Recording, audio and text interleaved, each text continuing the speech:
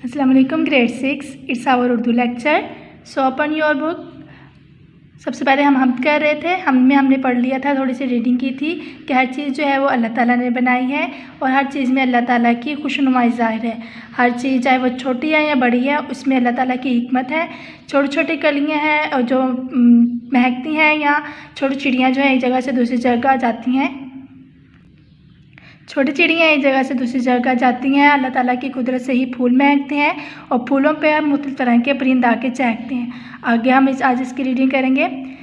चिड़ियों के अजीब पर लगाए और फूल हैं इतर में बसाए। अब आपने मुख्तलिफ तरह की चिड़ियाँ देखी होंगी। हर एक जो परिंदा है वो उसके पर मुख्तलिफ है और ख़ूबसूरत है, और फूल जो हैं वो अल्लाह ताला ने खुशबू में बसाई।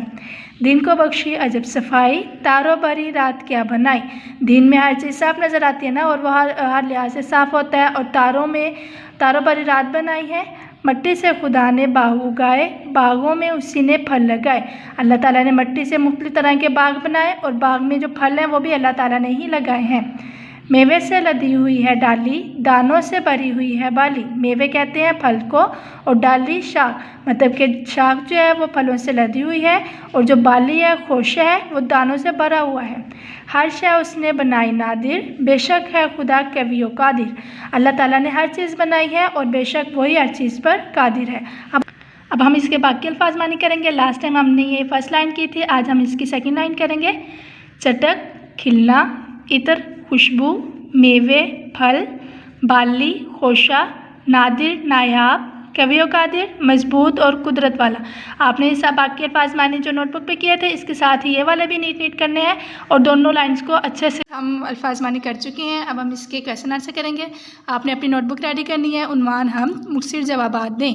फर्स्ट क्वेश्चन है, हम किस नज़्म को कहते हैं?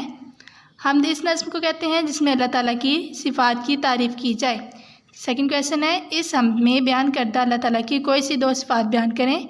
फर्स्ट वाली थी दिन के वक्त सूरज निकलना। वैसे तो अल्लाह ताला की बहुत सारी सिफ़ात बयान की गई, लेकिन हम इनमें से दो का बयान करेंगे, ठीक है।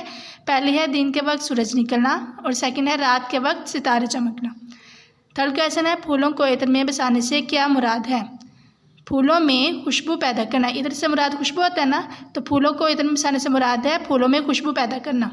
लास्ट क्वेश्चन है, कवि और कादिर का क्या मतलब है? कवि का मतलब होता है ताकतवर और कादिर कुदरत रखने वाला। ओके स्टूडेंट, आपने ये क्वेश्चन अपनी नोटबुक पे नीट करने हैं, उनको अच्छे से याद करना है। Okay, thank you.